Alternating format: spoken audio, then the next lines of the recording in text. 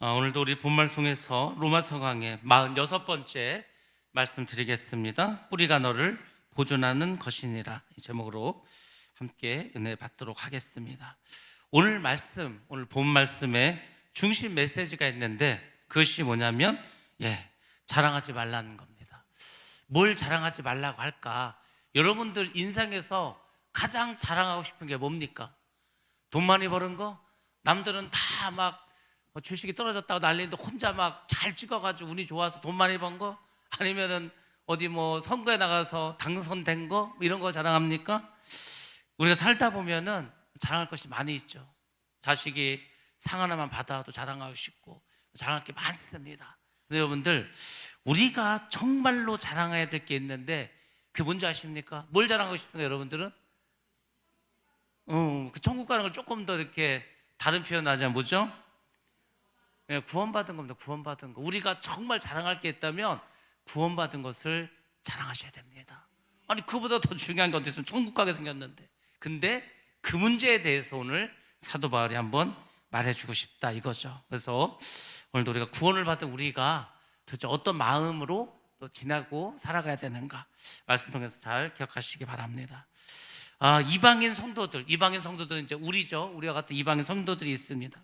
이방인 성도들은 이 꺾인 가진 유대인들 향해서 자랑할 수가 있습니다. 야, 이스라엘, 너희들은 예수님 믿지 않지.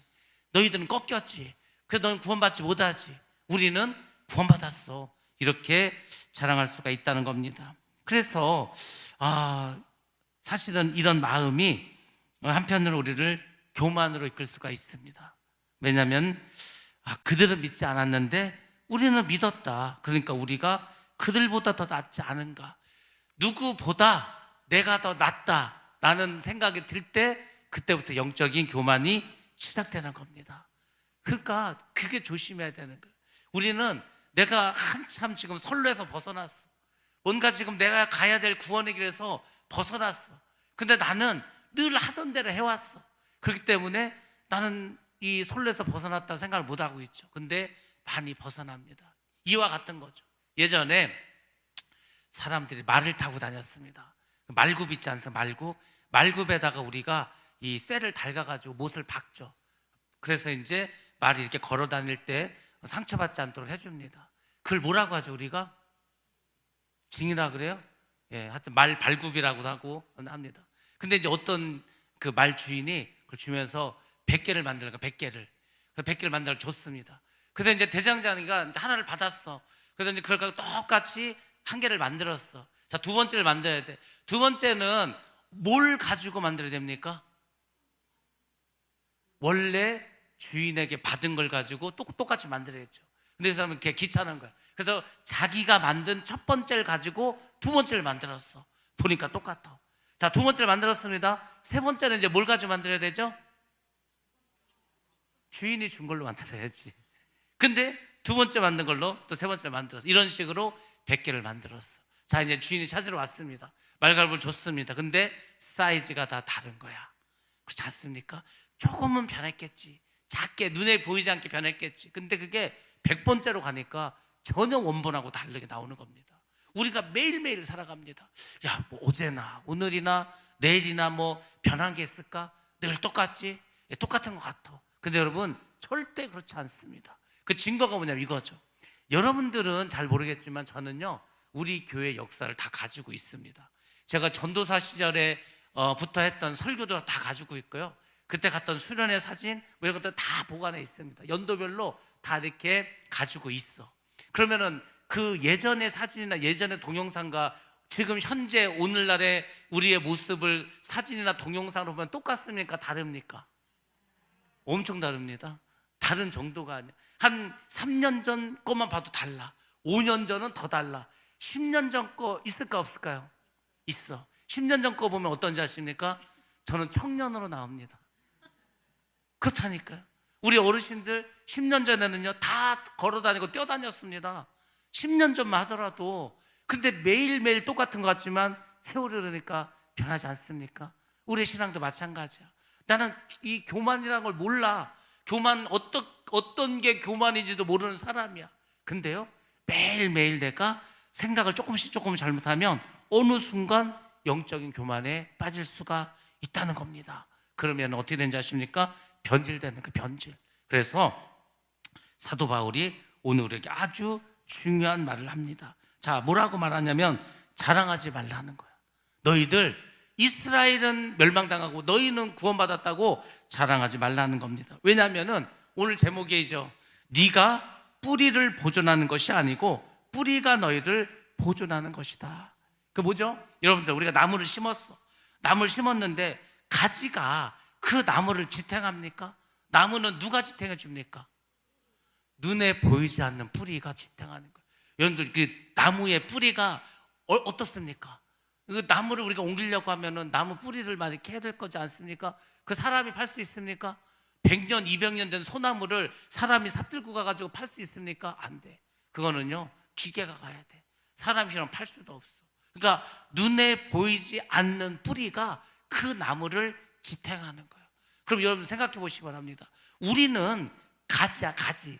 그나마도 어떤 가지냐면 접붙여진 가지야. 여러분, 접이 붙여지면은 그게 잘 붙어 있습니까? 잘 떨어집니까? 빨리빨리 말씀하셔. 어때? 잘 떨어지니. 그러니까 접을 붙일 때 잘 떨어지니까 우리가 거기다 뭐를 합니까? 뭘로 감어? 비닐로 막 칭칭 감잖아. 왜 감습니까? 떨어지지 말라고. 그러니까 접 붙이는 거는요, 쉽게 떨어져. 제가 접 붙인 나무를 심다가 어떻게 툭 쳤는데 어떻게 됐냐면 또 그 접 붙인 게 떨어져 나가 버렸어. 살짝 쳤는데. 그래서 이제 그 나무를 원래 무슨 나무로 바꾸려고 그랬죠? 사모님? 원래는 산초나무로 바꾸려고 했는데 산초 가지가 톡 날아가 버렸어. 그래서 그게 원래 무슨 나무죠? 원뿌리는? 초피나무. 그래서 산초나무를 하려다가 그냥 초피나무로 돌아가 버렸어. 그러니까 가지는 아무 힘이 없는 거예요. 우리는 이방인이기 때문에 그렇게 뿌리가 강하지도 못해. 접붙여졌어. 접붙여진 우리가 원가지인 그 이스라엘을 뭐라고 할 수 없다는 거죠. 더군다나 뿌리는 하나님이신데, 그래서 가지는 나무를 지탱할 수 없고 뿌리가 한다. 이것을 잘 기억하셔야 합니다. 오늘날 신앙생활하는 우리 성도들에게 사실 우리의 위치를 정확하게 알려주는 그것이 바로 오늘 말씀이라는 겁니다. 우리는 뿌리가 아니라는 거예요. 우리는 가지라는 거죠. 근데 가지는 뿌리를 살릴 수 없습니다. 아무리 가지가 풍성한 것 같아도요, 밑에 뿌리가 없으면 결국 어떻게 됐습니까? 죽는 거예요, 그냥. 근데 가지도 하나도 없고 그냥 줄기만 있어. 그래도 뿌리가 튼튼하면은요, 물을 주고 햇빛을 쬐우면 어떻게 되지? 거기서 뭐가 나오죠? 싹이 나와? 가지가 나오지, 가지가. 그리고 그 가지에서 잎이 나오지 않습니까? 그러니까 중요한 것은 뿌리라는 거죠. 근데 우리는 뿌리가 아닌데 자꾸 내가 뿌리인 것처럼 생각을 해. 그것이 바로 영적인 교만이라는 겁니다. 그것을 잘 기억하고 신앙생활을 하라는 거죠. 그래서 가지가 살리는 게 아니라 뿌리가 살린다. 그리고 가지가 뿌리에게 생명을 공급하는 것이 아니라 뿌리가 가지에게 생명을 공급한다는 겁니다. 바울이 얼마나 이해하기 쉽게 설명을 했습니까? 우리의 생명의 근원은 누구라고 오늘 새벽 예배 때 말씀드렸습니까? 우리의 생명의 근원이 어디입니까? 예수님도 예수님. 예수님이 생명의 근원이셔. 왜 그런지 아십니까? 그분이 예수님 어떤 분입니까? 창조주요, 창조주. 창조주 하나님. 예수님 또 십자가에서 뭐 하셨죠? 부활하시지 않았습니까? 그래서 뭐가 됐습니까? 부활의 첫 열매가 되셨죠. 열매 속에는 뭐가 있습니까? 씨가 있어. 씨 안에는 뭐가 있습니까? 생명이 있는 거야. 그러니까 예수님이 생명인 거예요. 예수님의 뿌리라는 거죠. 우리는 가지일 뿐이야. 그러니까 가지인 우리는 예수님께 잘 달라붙어 있는 게 중요하다는 겁니다. 그래서 우리 교회도 마찬가지고 우리 성도도 다 마찬가지입니다. 우리가 하나님을 지탱하는 것이 아니라 하나님께서 우리를 지탱해 주시는 겁니다. 여러분들, 우리가 아무리 믿음이 좋아도 우리가 하나님을 붙잡을 수 있습니까?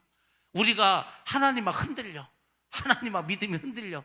하나님이 우리를 구원해 준다고 했는데 하나님 자꾸 딴소리를 해. 그래서 믿음 좀 우리가 하나님 그러시면 안 됩니다. 하나님 정신 차리세요 하면서 하나님을 막 이렇게 붙잡을 수 있습니까? 쉽게 말해서 하나님 꼼짝 마, 나한테 죽어, 이런 말 하면 안 되는 거예요. 안 되는 거죠. 어떻게 그런 일이 있을 수 있습니까? 우리는 가지야. 흔들리는 건 우리고요, 하나님은 뿌리시기 때문에 흔들리지도 않고 그분이 우리를 지탱해 주는 줄로 믿습니다. 아무리 믿음이 좋아도요, 하나님 붙잡아야 돼. 여러분들, 어떤 사람이 야 나는 믿음이 너무 좋은 것 같아, 이게 갑자기 믿음이 좋아져가지고 나 믿음이 좋으니까 이제는 하나님 없이도 신앙생활 잘할 것 같아, 교회 안 가도 믿음 생활 잘할 것 같아. 이게 말이 됩니까? 안 됩니까? 안 되는 거지. 믿음이 좋으면 더 교회를 가야죠. 믿음이 좋으면 또 하나님에 붙어 있어야죠. 믿음이 좋다가 하나님께 떨어지는 순간 죽는 거야. 그냥 아무리 크고 튼튼한 가지인 것 같아도 톱으로 딱 잘라버려서 놓으면은 그냥 마른다니까, 그때부터. 그러니까 영적인 교만에 빠지지 말라는 의미로 오늘 사도 바울이 이 말씀을 주셨다는 겁니다. 예, 우리가 교회를 잘 지키는 것 같지만 사실은 교회도 주님이 지켜주시는 겁니다. 우리가 신앙생활 잘하고 믿음생활 잘하는 것 같지만 사실은 주님의 은혜로 우리를 신앙생활 하게 해주시는 겁니다. 이걸 잘 기억하셔야 돼요. 그러니까 신앙생활 하는 것도 내가 요새 이게 뭔 하여튼 좋아한지 막 믿음이 좋아진 것 같아. 막 기도도 하고 싶고 예배도 자꾸 가고 싶고 예배 가면 막 그냥 말씀에 맨날 은혜를 받고 막 너무너무 좋아. 그게 내가 하는 것이 아니고요, 하나님의 은혜라는 것을 여러분들 반드시 기억하시고 그분께 감사드리시기 바랍니다. 은혜로 생각하지 않고 내가 잘해서 그렇다고 생각하는 순간, 그때부터 이제 교만이 싹트기 시작하는 겁니다. 그때부터는 이제 다 내가 하는 거야. 그때부터는 하나님과 상관없이 신앙생활을 하게 된다는 겁니다. 교회의 머리는 예수님이라고 했습니다. 이것을 꼭 기억하셔야 됩니다. 그 예수님으로 인해서 교회가 부흥하고 성장해 된 줄로 믿습니다. 막 우리가 물론 열심히 해야죠. 우리가 뭐 월요일도 그 놀이터 가서 많은 분들에게 막 먹을 것도 나눠주고 이렇게 막 전도지도 나눠주고 했습니다. 막 그분이 고맙다고 하죠. 이른 아침에 배도 고픈데 먹을 것도 주고 했으니까 아주 막 호의적이었어. 오늘도 많은 분들이 오셔가지고 이렇게 같이 식사도 하시고 했습니다. 그러니까 우리가 그렇게 할 수 있는 최선을 다해야 돼. 물론 그게 쉬운 일은 아니죠. 내가 몸을 일단은 몸으로 헌신해야 되고 시간을 내야 되고 정성도 들여야 되고 돈도 들어가고, 그렇지만은 그 일을 하는 것은 이것이 하나님의 일이고 하나님이 기뻐하시는 일이기 때문에 하지 않습니까? 근데 그것도 내가 한 것이 아니다. 그것도 주님께서 하신 것이고 나는 그냥 내 몸을 주님께서 사용하도록 내어드린 것이다.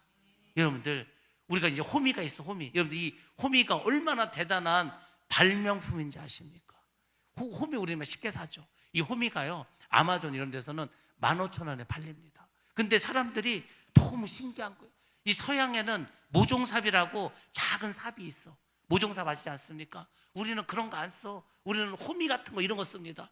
호미를 써보셨습니까? 밭을 한번 탁 해서 그걸 확 긁으면은 그 수많은 잡초들이 뿌리째 막 쏟아 나오잖아. 호미질 안 해보셨구나. 너무 많이 해서 질립니까? 그 호미가 어느 날 갑자기 그러는 거야. 아이고, 내가 일을 잘하니까 내가 이렇게 잡초를 많이 뽑는 거지 이렇게 합니까? 아니야.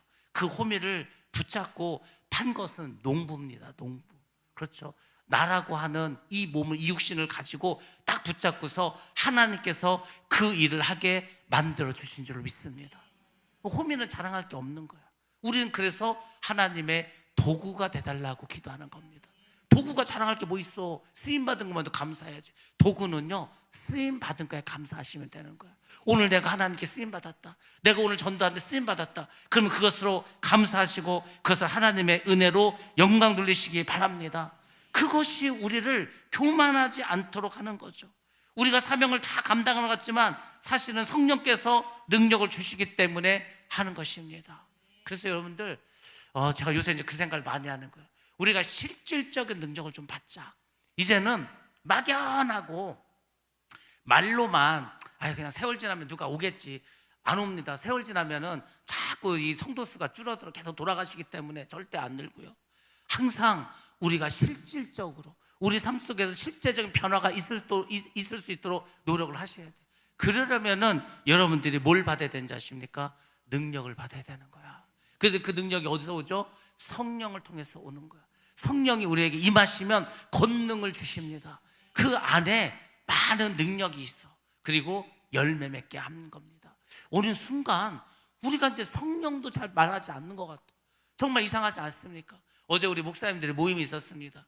그래서 이제 올해 은퇴하신 목사님이 막 그분 혼자 말씀 다 하신 것 같아. 오며 가며 그냥 그분도 그렇지, 올해 이제 은퇴를 하시니까 그동안. 근데 이분은 어떻게 보면 이 금산군의 큰 형 같은 그런 느낌을 받았습니다. 왜냐면은 이분이 섬기는 교회가 한 120년 됐죠.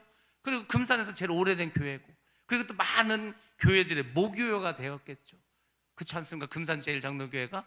그러니까 이분이 말씀하시는 거야. 뭐 무슨 리에 무슨 교회가 있는데 거기 그때 목사님 누구였는데 거기 전도사님 누구였는데 그때 우리가 뭐 어디는 피아노를 사주고 어디는 뭘 후원을 하고 어디는 교회를 줘주고, 그거를요 오며 가며 다 말씀하시더라고. 근데도 이야기가 다 안 끝나. 왜? 30년이 넘은 이야기를 계속 하시니까. 그래서 제가 들으면서 야, 이분이 참 많은 일을 하셨구나. 보시기 바랍니다. 그분이 오셔서 어쨌거나 자기 교회를 목회를 했지만은 그래도 그 교회를 통해서 주변에 많은 교회를 살리지 않았습니까? 그런 게 참 필요해. 어떤 지역에 큰 형과 같은, 큰 언니와 같은 교회가 있는 게 참 중요하구나. 제가 그 생각을 했습니다. 우리는 한 번이라도 우리가 교회를 개척해 봐야 되겠다, 이런 생각 해보셨습니까? 여러분들 혹시 야, 우리 하늘성교회가 어디 뭐 금산이나 아니면 좀 금산 조금 떨어진 곳에다가 개척을 한번 해볼까? 우리가 지교회를 한번 만들어 볼까? 이런 생각 한 번이라도 하신 분 없죠? 있으십니까? 저는 해봤습니다. 저는 우리 하늘성교회가 조금 더 부흥하고 이러면 뭐 대전 사는 분들 못 올 거 아니야? 그럼 대전하고 금산하고 딱 그 경계되는 쯤에다가 뭐 작은 지교회처럼 하나 만들어가지고 영상으로 예배드리게 하고, 주일은 여기 와서 예배드리게 하고, 수요예배나 금요기도회나 아니면 뭐 새벽예배 거기 모여서 하게 하고, 제가 좀 낮에 가서 신방도 하고, 그런 생각했다니까요. 그게 목사와 성도와의 차이입니다. 저는 늘 그런 생각을 해. 아, 우리 교회가 조금 어디 뭐 그 외국에라도 뭐 지교를 생각을 한다니까요. 말을 안 해서 그렇지. 그러니까 이 마음속에서는 계속 그런 게 막 떠올라. 근데 이게 중요한 게 뭔지 아십니까? 이게 하나님께서 우리에게 은혜를 주시면은 할 수 있는 일이라고. 제가 요새 그걸 많이 느낀다고 하지 않았습니까? 그냥 뭘 생각하고 있었어. 시간이 지나면은 그렇게 되는 거예요, 그냥. 너무 신기하죠. 아, 그래서 믿음은 뭐라고 그랬습니까? 보이지 않는 것에, 바라는 것에, 보이지 않는 것에, 예, 증거가 되는 거예요. 보이지 않아. 근데 바래. 뭘 마음속으로 뭘 바라고 원해. 그러면 이제 그게 현실 속에서 이루어지는 겁니다. 그게 믿음이라고. 그렇지 않습니까? 믿음이 다 만들어졌어. 다 이루어졌어. 그리고 딱 발표하는 거. 아, 우리가 이제 뭘 하겠다고. 그 믿음이 아닙니다. 믿음은요, 보이지 않아야 되는 거예요. 엘리야가 3년 반 동안 비가 오지 않았어. 그래서 게하시한테 물어보지, 막 기도하고, 야, 너 저 가서 구름이 떠올랐나 보라. 구름이 어디 있어? 없지. 없다는 거예요. 또 기도를 한참 해. 그래서 또 가서 말합니다. 왜 구름이 있냐? 아, 손바닥만하고. 여러분들, 손바닥만한 구름이 뭘 할 수 있겠습니까? 근데 그 손바닥만한 믿음이 비를 내리게 했습니다. 그게 믿음이라고. 믿음을요, 아니 99%다 이룬 다음에 1% 남았어. 그건 뭐 100% 되는 거지 않습니까? 그 다음에 딱, 아, 우리가 이제 뭘 하겠다고. 그 믿음이 아니에요. 1%라도 보이면 그때부터 믿음으로 선포하고 나아갈 때 그 일이 이루어질 줄 믿습니다. 저는 미얀마의 교회를, 뭐 물론 이제 교회가 있으면 우리가 이제 건축을 해준 거지만은, 그래도 그곳에 우리 하늘성 교회에 뭔가가 있다, 우리 하늘성 교회가 그곳에 있다, 이렇게 생각을 합니다. 베트남에도 태국에도 뭐 어디든지 우리가 선교하는 그곳은 하늘성 교회라고 생각을 합니다. 그래서 여러분들이 그런 마음을 가지셔야 돼. 아니, 왜냐하면 예수님은 뭐라고 했습니까? 성령 임하시면 권능을 받고 예루살렘과 온 유대와 사마리아 땅끝. 여러분 땅끝을 어떻게 갑니까? 못 가지. 그렇지만 우리가 뭐 선교사를 파송하든 선교사를 후원하든 그런 일을 하면은 그게 땅끝까지 복음을 전하는 길인 줄로 믿습니다. 그러니까 막 그런 걸 가지고 기도하시라는 거예요. 야, 우리 셀에서, 아니 우리 부서에서 어떤 나라를 하나 선교하자, 아니면 어느 나라의 학생을 하나 뭐 우리가 후원하자, 아니면 금산에, 아니 우리 교회에 어려운 누구를 후원하자, 그런 거요 다 할 수 있습니다. 어렵지 않습니다. 마음만 있으면 할 수 있는 거예요. 사실 우리는요, 마음만 있으면 할 수 있습니다. 그것을 우리가 유심론이라 그래. 근데 불교의 유심론과 기독교에서 말하는 이 유심은 다릅니다. 불교의 유심론은 어디서 나왔냐면, 여러분들 원효대사를 압니까? 원효대사 맞나? 아닌가? 불교에서 신라시대 때 당나라 가다가 해골물을 먹고서 이게 밤에 아무것도 안 보였을 때는 너무 목이 말라서 먹어서 뭐 시원했는데, 그 다음날 아침에 보니까 해골 속에 있는 물이었어. 그걸 보고서 막 토하고 막 그랬어. 그래서 모든 것은 마음에 있는 거구나. 그게 불교에서 말하는 유심론이거든요. 누구죠 그게? 원효대 맞아? 순간적으로 헷갈렸어. 사명대사인지 서산대사인지. 원효대사 맞죠? 그게 불교에서 말하는 유심론이야. 근데 그 불교에서 말하는 유심론은요, 그 모든 것이 내 마음속에 있어. 근데 내 마음속에 있는 주인이 나야. 이게 불교입니다. 근데 기독교는 뭐냐면은 내가 뭘 하는 것 같아, 내가 뭘 생각하는 것 같아. 근데요, 내가 한 게 아니야. 제가 지금 말씀드리지 않았습니까? 대전에도 지교회를 세우고, 이럴 때 아멘 하는 거야. 대전에도 지교회를 세우고, 우리가 막 교회도 많이 개척하고, 막 자녀들 막 파송하고, 선교제 파송하고, 이게요, 제가 든 생각이 아니고 성령께 생각을 넣어주는 겁니다. 보이지는 않죠. 그렇지만 그것을 가지고 기도하는 거예요. 그러다가 느닷없이 누가, 목사님 제가 선교사로 나가고 싶습니다, 목사님 제가 개척을 하고 싶습니다, 그러냐고. 그러면은 우리가 좀 후원해 주겠다. 그러면은요, 그게 이루어지는 겁니다. 이게 어려운 게 아니고, 예전에는요 쉽게 일어난 일이었어. 오늘날에는 별로 그런 게 없죠. 그래서 교회가 줄어드는 거예요. 옛날에는 아무것도 없어, 가진 것도 없어. 그렇지만 은혜 받은 우리 청소년들이 뭐 신학교를 가고, 청년들이 뭐 선교사로 나가겠다고 하고, 그러면 이제 교회에서 후원을 하고, 뭐 후원을 많이 하겠습니까? 쌀 한 자루 그냥 주겠지. 그렇지만 그걸 가지고, 그걸 씨앗으로 해서 이렇게 하나님께서 심주셔서 이렇게 또 많은 일을 벌이지 않습니까? 가지가 처음에 줄기에서 나올 때는 보이지도 않아. 그냥 그 눈이라고 하죠, 눈. 그냥 그 줄기에 눈 하나 생겨. 근데 그게 커지면서 가지가 되고, 거기서 잎이 나오고, 그러면 햇빛을 받아서 꽃이 피고 열매 맺지 않습니까? 그러니까 그 과정을, 저는 하나님이 그 말씀하셨다고 하지 않습니까? 너는 이 자연세계를 보고, 꽃과 나무나 강이나 하늘을 보고서 하나님의 섭리를 깨달으라는 거예요. 그러니까 이거 같이 큰 하나님의 섭리가 어디 있습니까? 생명이 있으면 가능합니다. 뿌리가 있으면 언제든지 꽃이 피고 열매 맺게 될 줄로 믿습니다. 우리의 믿음이 그런 믿음, 좀 실제적인 믿음, 뭔가 열매 맺는 믿음, 이렇게 돼야 되지 않겠습니까? 그래서 우리가 성령 충만을 얻기 위해서 우리는 기도할 줄로 믿습니다. 성령의 능력을 주셔야 우리가 사명을 감당하지 않겠습니까? 그래서 그렇구나, 이 모든 신앙생활은 내가 하는 것이 아니라 하나님께서 하시는 거구나, 이 사실을 잊어버리면 교만해진다는 겁니다. 교만은 뿌리를 잊어버리는 거예요. 뿌리가 하나님인데 하나님이 아니라 자꾸 내가 한다고 생각해. 그래서 감사는 뿌리를 기억하는 것입니다. 왜 감사라고 하냐 하십니까? 하나님이 하셨다, 하나님의 은혜다, 뿌리는 하나님이다, 이거를 기억하라는 겁니다. 우리가 어떤 열매를 맺었다면 그것은 내 능력이 아닙니다. 바로 주님의 은혜인 줄로 믿습니다. 내가 헌신합니다, 내가 봉사합니다, 내가 기도합니다, 내가 말씀 듣고 말씀을 깨닫습니다. 이게 뭔지 아십니까? 하나님이 주신 은혜인 줄로 믿습니다.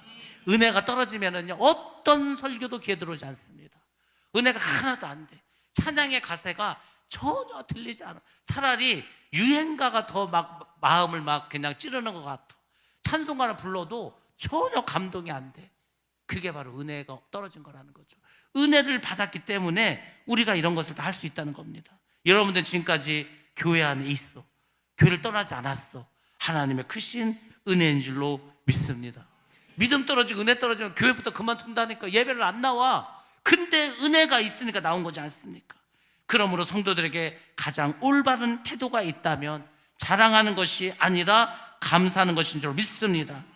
주님, 이것은 제가 한 일이 아닙니다. 주님이 저를 붙들어 주셨습니다. 주님, 저는 가지일 뿐입니다. 주님께서 저를 보존해 주셨습니다. 이런 고백이 있을 때 우리의 신앙은 건강하게 될 줄로 믿습니다.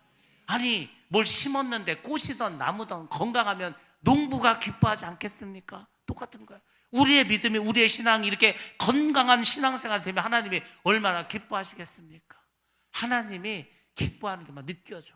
그래서요, 막 하나님께서 너무 기뻐서 나에게 막 상을 주시고 복을 주시고 막 이게 저절로 막 느껴져. 이렇게 우리의 신앙생활이 변화돼야 된다는 겁니다. 또 교회 안에서 가장 위험한 사람들도 있습니다. 여러분들, 교회 안에서 누가 위험한 사람인지 아십니까? 원망하고 불평하고 시기하고 질투하고 이간질하고 이 사람들이 무서운 사람인 것 같죠? 아닙니다. 그 사람들은 혼자 그냥 그렇게 하도록 내비두면 돼. 근데 교회 안에 정말로 위험한 사람들이 있습니다. 그 사람이 누군지 아십니까? 첫 번째는 뭐냐면 은혜 없이 일하는 사람이요. 이게 얼마나 무서운 얘기인지 아십니까? 은혜를 받지 않았어. 근데 하나님의 일을 해. 그러면요, 반드시 문제가 생겨. 자기에게만 생기는 게 아니고 다른 성도에게도 어려움을 주고 교회적으로도 어려움을 주는 겁니다. 아니, 은혜를 안 받았는데 어떻게 교회를 합니까? 쉽게 말해서 목사가 신학도 제대로 하지 않았어.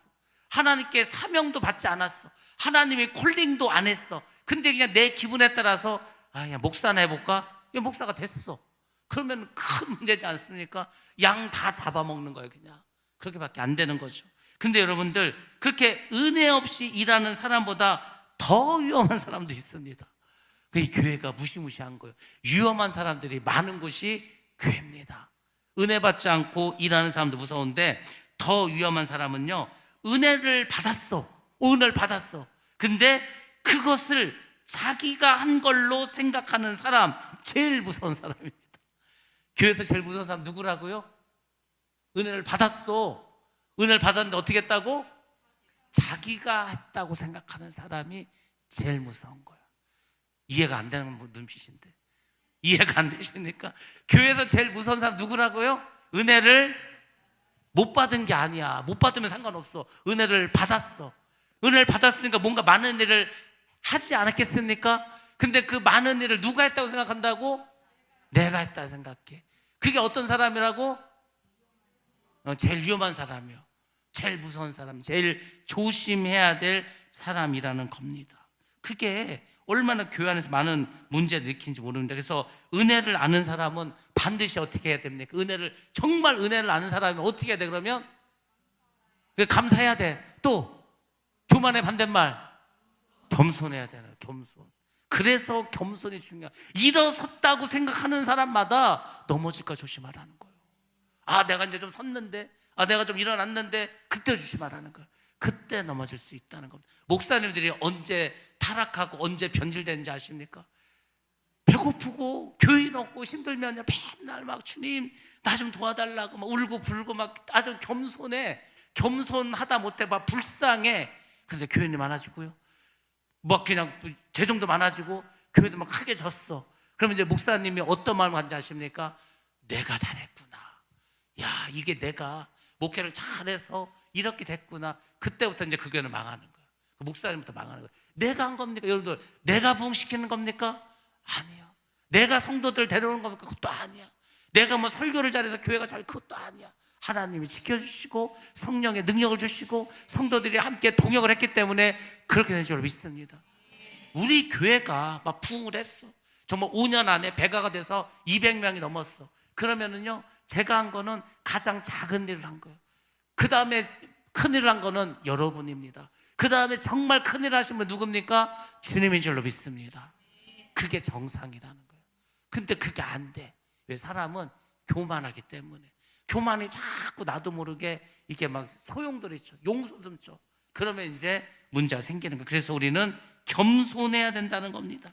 겸손하지 않으면은 교회 안에 큰 문제가 생깁니다.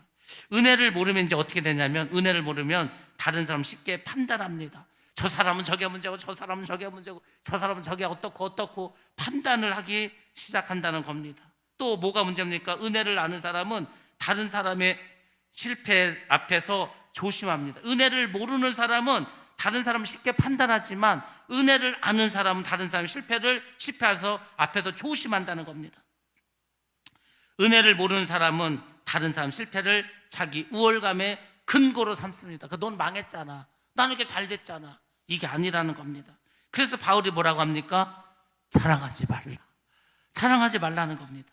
이 말은 오늘 우리가 꼭 들어야 됩니다. 그럼 여러분들, 자랑을 하지 않는다면 여러분의 뭔가 교회에서 정말 많은 일을 해서 전도도 하고 선교도 하고 청소도 하고 밥도 하고 설거지도 하고 화장실 청소도 하고 잡초도 뽑고 또 뭐 있죠? 또 뭐 하셔? 교회에서 뭐 많이 했어. 근데 여러분들이 만약에 정말로 이런 우월감도 갖지 않는다면 자랑 대신에 여러분들 어떤 마음을 가져야 되시냐? 이 많은 일을 하고요, 이런 마음 들면 되는 거예요. 주님, 저는 무익한 종입니다. 이러면 되는 거예요. 뭔가 많은 일을 했어. 근데도 무익한 종이에요. 그 무익한 종의 비유가 뭡니까? 종이요, 하루 종일 나가서 밭에 가서 일하고 밭 깔고 무슨 소 뭐 여물 주고 막 일을 한참 했어. 그 집에 와서 뭐 앉으십니까? 손 씻고 발 닦고 요리해가지고 주인 갖다 줘. 또 주인이 물 갖고 와라 하면 물 갖고 오고요, 발 닦아라 하면 발 닦고, 주인을 서빙을 해줘. 그게 무익한 종이에요. 우리가 뭔가 많은 일을 했어, 정말 힘든 일을 했어. 그렇지만 여러분들이 그럼에도 주님, 저는 무익한 종입니다, 이렇게 고백했을 때 하나님이 기뻐하실 줄 믿습니다. 근데 이럴 때는 그냥 기뻐하지 않아. 하나님도 인격을 가지신 분이기 때문에 그걸 알아. 그래서 하나님 이럴 때는 정말로 기뻐하십니다. 우리가 이렇게 일을 많이 했는데도 무익한 종이라고 하나님께 영광 돌리면, 그래서 그때는 하나님 어떻게 하냐면요, 그 종에게 평강의 복을 주십니다. 이 샬롬의 복을 아십니까? 여러분, 샬롬의 복, 평강이 샬롬이지 않습니까? 샬롬 복은 이거예요. 이 보통 복이 아닌데요, 내 마음속에 어떤 두려움도 없고요, 어떤 흔들림도 없어.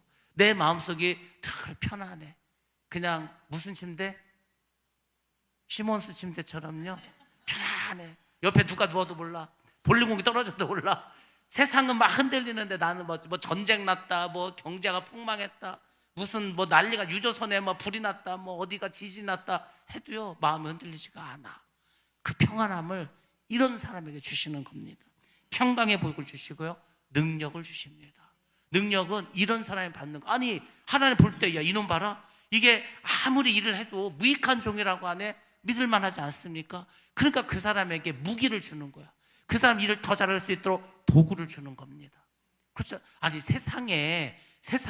이 세상도요, 세상의 왕도 누구에게 일을 맡기겠어? 정말 일도 잘해. 근데 뭐 전쟁만 나가면 맨날 이기고 와. 근데도 다 자기는 그냥 무익한 종이고, 왕이 잘해서, 왕이 좋으신 분이라 했다 그래. 그러면 어떻게 하나 더 많은 상을 주고 더 높은 자리에 올려주지 않겠습니까? 하나님도 마찬가지예요. 그렇게 많은 일 해도요, 나는 무익한 종입니다, 이렇게 고백할 때 하나님께서 그 사람에게 큰 복을 내려주실 줄 믿습니다. 그러면 여러분들 바로 이런 무익한 종이 되시길 주의 이름으로 축원합니다.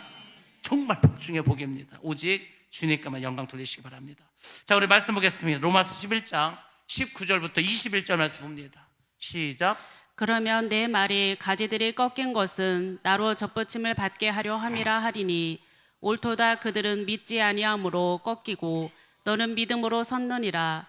높은 마음을 품지 말고 도리어 두려워하라. 하나님이 원 가지들도 아끼지 아니하셨은즉 너도 아끼지 아니하시리라. 아멘. 아멘. 예. 19절부터 21절은 이렇게 말씀하죠. 믿음으로 선 사람은 높은 마음을 품지 말라는 겁니다. 높은 마음을 품지 말고 뭐 하라고요? 예, 두려워하라는 겁니다. 바울은 이방인 성도들이 할 수 있는 말을 미리 예상하는 거야. 야, 이게 이방인들이 이렇게 생각할 수 있겠구나.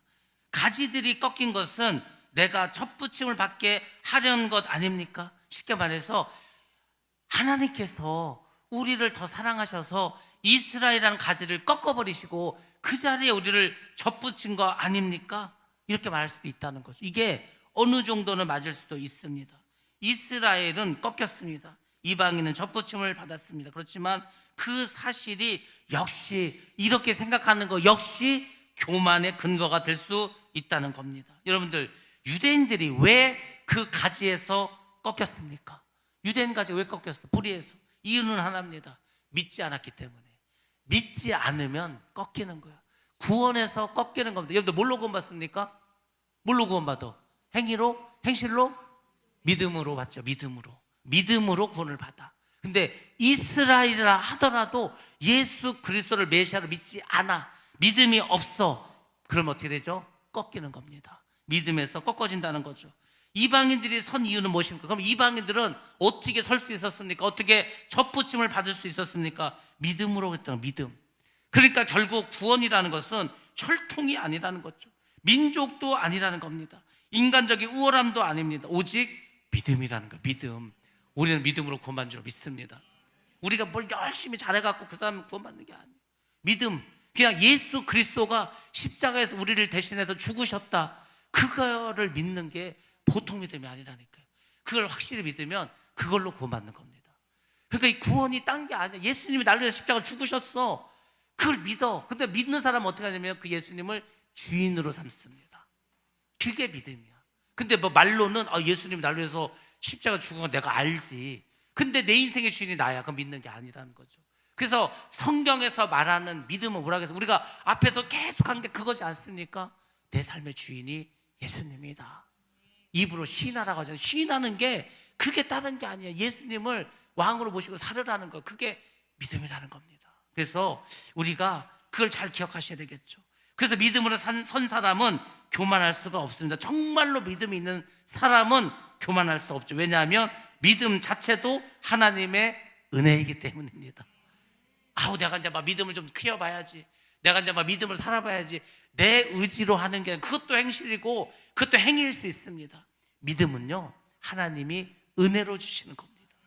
그 구원을 받았다는 게 보통 큰 축복이 아니라고. 우리가 정말 자랑할 게 왜 구원인지 아십니까? 구원을 받으려면 믿음이 있어야 돼. 근데 그 믿음도 중요한데 그 믿음도 하나님이 은혜로 주셨다는 거예요. 그러니까 여러분들은 하나님이 은혜도 주시고 믿음도 주시고 구원도 주시죠. 믿습니다. 그런 거 자랑하라고. 주식이 잘 돼가지고 돈 많이 번 거 이런 것만 자랑하지 마. 그런 거 자랑하면은요, 여기저기서 밥 사달라 그래. 그거 자랑할 필요 없습니다. 그때 막 자랑하고 싶어.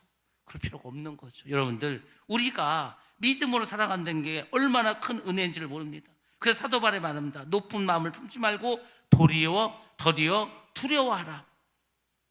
물론 여기서 두려워한다는 말은 구원에 확신이 없이 불안에 떨라는 것이 아닙니다.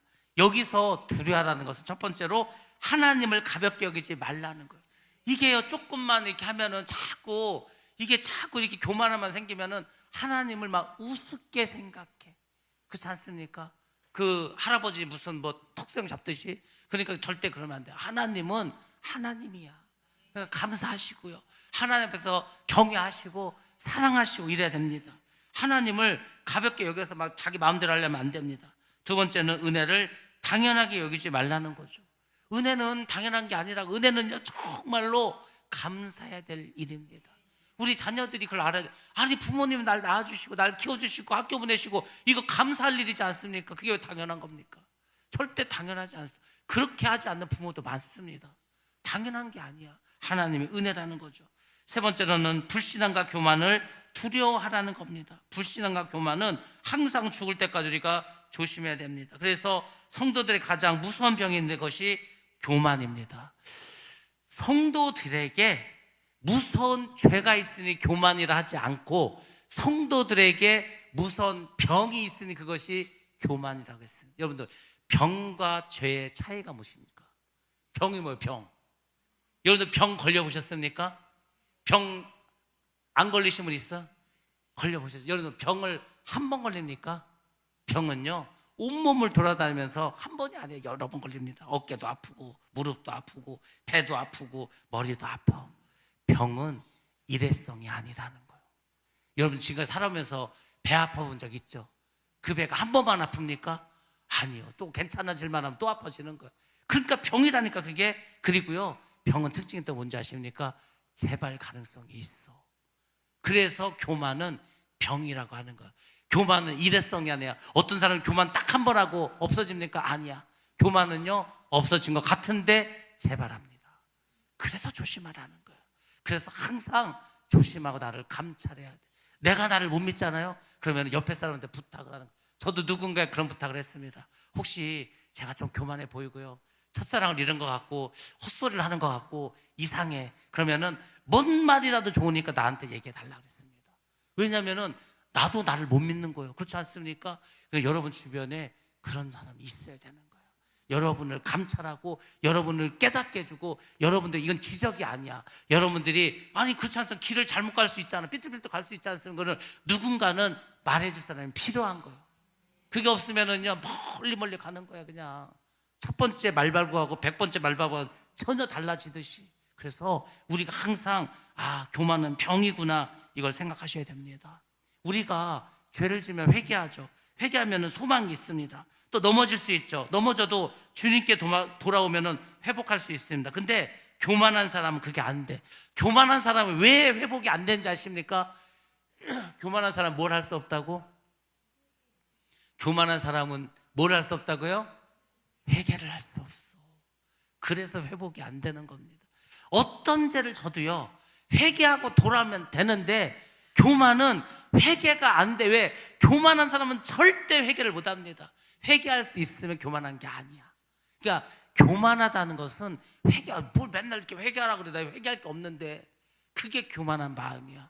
그래서 교만해지면 회개거리가 없어. 회개를 안 해. 그래서 못 고치는 겁니다. 그래서 교만은 답이 없다는 거죠. 자기 상태를 몰라. 교만은 제가 늘 하는 말이 그러지 않습니까? 교만한 사람은요, 자기가 교만하다는 생각을 못해. 뭐 당연한 거 아니냐, 이렇게 생각을 하죠. 그러니까 자기가 자기를 보지 못하는 거야. 그래서 교만에 빠진다는 겁니다. 자기 상태를 몰라. 말씀을 들어도 이 이야기는 내 이야기가 아니라 다른 사람의 이야기다. 이 말씀은 저 사람이 들어야 된다. 저 사람은 좀 회개해야 된다. 그래도 나는 괜찮지 않냐. 이게 교만이라는 겁니다. 그게 교만, 다른 게 교만이 아니요. 교만은요, 항상 우리 주변에 있고 항상 우리 마음속에 있습니다. 내가 생각하는 그 자체가 교만일 때가 얼마나 많은지 아십니까? 그래서 교만은 무서운 병이라는 겁니다. 그래서 여러분들 건강한 성도가 되시려면 말씀 앞에서 먼저 자신을 돌아보기 바랍니다. 말씀이 거울이라고 하지 않았습니까? 주님께서 이 말씀을 제게 주시는 말씀이죠. 믿습니다. 제가 이렇게 면담을 하거나 신방을 하면은요, 그런 말을 많이 듣습니다. 목사님이 또 나들으라고 하는 얘기 같대. 맞습니다. 들으라고 하는 얘기요. 근데 어떤 사람은 그게 자기에게 한 얘기가 아니고 다른 사람에게 한 얘기라 자꾸 생각을 해요. 아니요. 여러분 모두에게 하는 말입니다. 또 신기한 일이 있어. 저는 이 사람을 A라는 사람 들으라고 했는데 B라는 사람이 갑자기 저 들으라고 하는 소리라고. 아닙니다. 여러분들이 잘 생각하셔야 돼요. 하나님의 말씀은요, 누구에게나 동일하게 갑니다. 우리 모두가 들어야 되겠죠. 근데 귀가 열린 사람은 나에게 주신 말씀을 깨닫는 거예요. 근데 귀가 닫히면은요, 네가 들어야 될 말이다, 이렇게 생각하는 겁니다. 그래서 여러분들 항상 겸손하게 마음을 가지시기 바랍니다. 주님, 제가 교만했습니다. 주님, 제가 은혜를 당연히 여겼습니다. 주님, 저를 긍휼하게 여겨 주옵소서. 성도는 항상 자신을 과신하면 안 됩니다. 겸손하게 해야 돼. 그 자기를 그렇게 믿고 큰 소리 뻥뻥 쳤다가 망신을 당했던 사람이 있죠. 누굽니까? 베드로입니다. 베드로가 뭐라고 한지 아십니까? 예수님께서 내가 십자가 죽는다고 했을 때 다른 사람은 다 도망가고 주를 버릴지라 나는 결코 버리지 않겠습니다 했어. 그렇게 하고 얼마 지나서 예수님을 3번 부인했습니다. 사람은요, 자기도 자기를 못 믿는다고. 그래서 자만해서는 안 된다는 겁니다. 사람은 약합니다. 상황이 바뀌면 흔들립니다. 두려움이 오면 무너질 수밖에 없습니다. 유혹이 오면 넘어질 수밖에 없습니다. 유혹이 오면 유혹을 이기려고 하지 말고 피하셔야 된다니까요. 두려움이 오면은 그 두려움을 여러분들 두려움으로 무너질 수 있다고 생각하시고 항상 주 앞에서 겸손하셔야 됩니다. 그러면 우리는 매일 은혜를 구해야 됩니다. 주님, 오늘도 저를 붙들어 주십시오. 주님, 제가 믿음에 서게 하여 주옵소서. 주님, 제가 높은 마음을 품지 않게 하여 주시옵소서. 주님, 제가 주님 없이 살 수 없음을 알게 하여 주옵소서. 주님 없이 우리가 어떻게 삽니까? 그거를 날마다 고백하셔야 돼요. 주님 없이 살 수 있는 분 손 들어보시기 바랍니다. 우리 주님 없이 못 삽니다. 아니, 밥 없이 살 수 있습니까? 먹지 않는데 어떻게 살아? 예수님이 말씀이고 말씀이 양식인데 그 예수님이 우리의 피와 살을 주시는데 우리 그거 못 사는 겁니다. 예수를 믿지 않는 사람들은요, 예수로부터는 생명이 없기 때문에 예수가 없이 또 살아갑니다. 그들은 사탄 마귀가 주는 생각과 사탄 마귀가 주는 먹이로 살아가는 겁니다. 근데 예수를 믿는 우리는 예수님이 없이는 살아갈 수가 없습니다. 왜냐하면 그분이 우리에게 생명을 주시고 그분은 우리에게 모든 필요한 것을 공급해 주시는 뿌리이기 때문에. 뿌리가 없는데 가지가 어떻게 삽니까? 살 수가 없지. 그래서 여러분들이 반드시 기억하시기 바랍니다. 저는 주님 없이는 한 시간도 살아갈 수가 없습니다. 이것이 바른 두려움이요. 사도 바울이 뭐라고 했습니까? 두려워하라고 했잖아. 두려워. 뭘 두려워하라는 거야? 주님 없으면 살 수 없습니다. 주님 없이 제가 어떻게 살아갑니까? 이거죠. 그 부모들이 자식들 나는 너 없이 살 수 없어 말하지 않습니까? 살아간 사람들끼리 뭐라고 합니까? 당신 없이는 이 세상을 살아갈 수가 없습니다. 그렇잖아. 그래서 그 왕의 남자인가 뭐죠? 왕가 사는 남자인가 아닌가 뭐지? 뭐 왕하고 남자가 들어가는데 왕가 사는 남자요? 맞네. 맞죠? 왕가 사는 남자. 그러니까 거기에 보면은 왕이 죽었어. 그래서 왕을 따르던 누구죠? 누구? 어몽도 말고 누구? 신여야 하녀요? 상궁이요? 뭐요? 상궁? 상궁 누구? 저는 영화를 안 봤기 때문에 헤매도 돼. 근데 보신 분들은 좀 알아야 될 거 아니에요? 누구죠? 매화. 매화가 어떻게 나중에 절벽에 떨어지는 거예요. 왜? 왕 없이 살 수 없다는 거예요. 여러분들 우리가 그 정도 마음을 가져야 돼. 이 세상의 왕도요, 왕이 죽으니까 나는 왕 없이 살 수 없으면 돼갖고 그냥 떨어져 내리잖아. 진짜인지 가짜인지 모르지만 그 낙함에서 몇 명 떨어져 죽었다고? 3,000명. 좀 뻥이 심하죠? 300명이 떨어지면 꽉 찰 것 같은데 아무튼 그런 마음으로 살았어. 근데 예수님 우리의 왕이시지 않습니까? 왕이 없으면 여러분들 다 어디서 떨어질 거예요? 이제 저기 적벽강 같아 떨어지실라나? 그런 마음을 가지고 살아갈 줄을 믿습니다. 그게 두려움이라는 거야. 주님이 없으면 어떻게 될까? 다윗이요 범죄했어. 다윗은 그 생각을 하는 거야. 내가 큰 죄를 졌는데 이게 이제 어떻게 하지? 1년 동안을요 그냥 노심초사했어. 나단 선지자가 오니까 와가지고 그 죄를 지적하니까 그 자리에서 무릎 꿇어서 차라리 속이 후련했을지도 몰라. 그냥 그를 막 울면서 회개하며 하죠. 근데 그 울면서 회개하면서 그 다윗이 가장 크게 고통스럽고 두려웠던 게 뭡니까? 회개하면서 그렇죠. 주의 성신을 나에게서 거두어가지 마옵소서야. 이게요 아는 거야. 다윗은 성령께서 그 마음속에 임하셔서 그와 함께 하시고 동행하시고 말씀하시는 게 너무 좋았고 너무 감사했어. 근데 그 성신이 떠나가 버리면은 하나님 영이 떠나가면 이제 어떻게 살아나는 거죠? 왕이면 뭐해? 다 소용없지. 그걸 가장 두려워했어. 여러분들이 인생에서 가장 자랑해야 될 것이 있다면 구원이고, 여러분들 인생에서 가장 두려워할 일이 있다면 주식이 폭락하고 여러분이 어디 병들고 이게 아니라 주의 성령께서 하나님이 떠나시고 하나님 나에게 없어진 거, 이것을 우리는 가장 두려워할 줄로 믿습니다. 주님 없이 살 수 없어. 주 없이 살 수 없네. 그 찬양이요 괜히 나온 게 아니에요. 여러분들의 고백 속에 주님 없이 나는 살 수 없습니다. 반드시 기억하시기 바랍니다. 미쓰김 없으면 난 살 수 없어. 이거는 옛날 얘기고요. 이제는 우리가 점점 은혜를 받으면서 그 미쓰김이 주님으로 바뀌시기 바랍니다. 그래야 우리가 사는 거예요. 그래야 구원을 잃어버리지 않는다는 겁니다. 바울은 엄중하게 말합니다. 하나님이 원 가지들도 아끼지 아니하시즉 너도 아끼지 아니하시리라. 야, 하나님께서 원 가지인 이스라엘도 그렇게 꺾어버리셨는데 너희들이 교만하면 하나님께 너희들은 못 꺾을 것 같냐 이거죠. 이스라엘은 원래 언약의 백성이었습니다.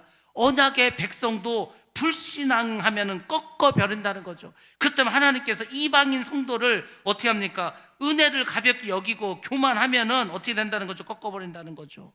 그래서 성도들을 이 말씀은 공포에 빠뜨리려고 하는 것이 아니라 은혜 안에서 겸손히 머물게 하려는 말씀인 줄로 믿습니다. 그래서 참된 믿음은 교만하지 않는 거예요. 참된 믿음은 은혜 안에서 두려움으로 경외함으로 살아갈 줄로 믿습니다. 그래서 참된 믿음은 끝까지 주님께 붙어 있어야 할 줄로 믿습니다. 붙어 있어야 돼. 제가 시간이 없어서 다 말씀 못 드리고 한 가지 말씀드리도록 하겠습니다. 우리 옆에 보면은 하박국서 말씀이 있죠. 자, 뭐라고 나왔습니까? 자, 하박국서 말씀 3장 말씀 읽겠습니다. 시작. 아멘. 예. 우리가 이것을 표로 정하기도 했습니다. 그리고 많은 교회, 많은 성도들이 주여 이 수년 내에 부흥케 하소서를 어떻게 해석하냐면, 주님 2, 3년 안에 우리 교회 막 부흥시켜서 사람들이 많게 하여 주옵소서, 이렇게 생각을 합니다. 근데 그것이 잘못된 해석이라는 겁니다. 이 말씀 그렇게 해석하는 게 아니에요. 여러분들, 이 말씀이 언제 쓰여졌습니까? 하박국은 언제 활동했던 선지자입니까? 이스라엘이 멸망의 직전이야. 뭐 이사야도 나왔고 예레미야도 나오고 아무리 하나님이 회개하고 여호와께 돌아오라도 안 돌아와. 근데 하박국은 이제 완전히 나라가 멸망하고요, 이제 이스라엘이 바벨론으로 막 끌려가기 막 직전이야. 뭐 끌려가고 막 지금 뭐 3번이나 끌려갔으니까 그 사이일 수도 있습니다. 근데 하박국이 하나님께 뭐라고 기도하냐면 이 수년대에 부흥케 하옵소서. 부흥이 뭐냐면은 이겁니다. 하나님, 이거를 직역하면 이거야. 하나님, 수년 내에 우리를 망하게 하여 주옵소서. 이 수년 내에 이스라엘이 멸망당하게 하여 주옵소서. 저 이방인은 바벨론을 통해서 우리나라가 완전히 망하게 하여 주옵소서. 그 얘기를 하는 거예요. 우리는 완전히 이 죄로 가득하고 우상숭배로 가득하고 하나님을 떠난 우리는 철저하게 짓밟히게 하옵소서. 왜? 그래야 우리가 다시 살 수 있다는 거예요. 부흥은요, 부활과 같은 의미입니다. 여기서 우리는 이 상태로는 안 됩니다. 우리는 다 멸망당해야 됩니다. 우리는 다 죽어야 됩니다. 우리는 완전히 이방인에게 철저히 멸망당해서 다시 처음부터 시작해야 됩니다. 그때 우리가 다시 일어서고 그때 우리가 진정한 부흥을 맞이하게 될 것입니다. 그러니까 이 수년 내에 우리를 멸망시키게 해달라는 거예요. 그래야 우리가 다시 겸손한 마음으로 설 수 있습니다. 그 심정으로 고백한 게 하박국 3장 말씀입니다. 그러니까 여러분들이 우리를 한번 돌이켜보자. 하나님, 내가 죄가 많습니다. 우리가 부족함이 많습니다. 우리 교회도 한국 기독교도 다 문제가 많습니다. 그러면 이 수년 내에 이것을 다 아주 폭망하게 하시고 다 무너지게 하여 주옵소서. 그리고 다시 거룩하게 세워 주옵소서. 이렇게 우리가 바꿔서 말할 수가 있겠죠. 그래서 여러분들, 진정한 부흥은 우리가 막 사람이 많아져도 되는 게 아니고 우리의 불신앙이 다 무너지고 우리의 교만한 마음이 다 무너지고 우리의 미움과 시기와 질투가 다 철저하게 짓밟혀진 후에 하나님을 진정한 사랑하는 마음과 거룩함으로 세워지는 부흥, 그것이 진정한 부흥이고 부활이 될 줄 믿습니다. 우리가 말하는 부흥이 바로 이거야.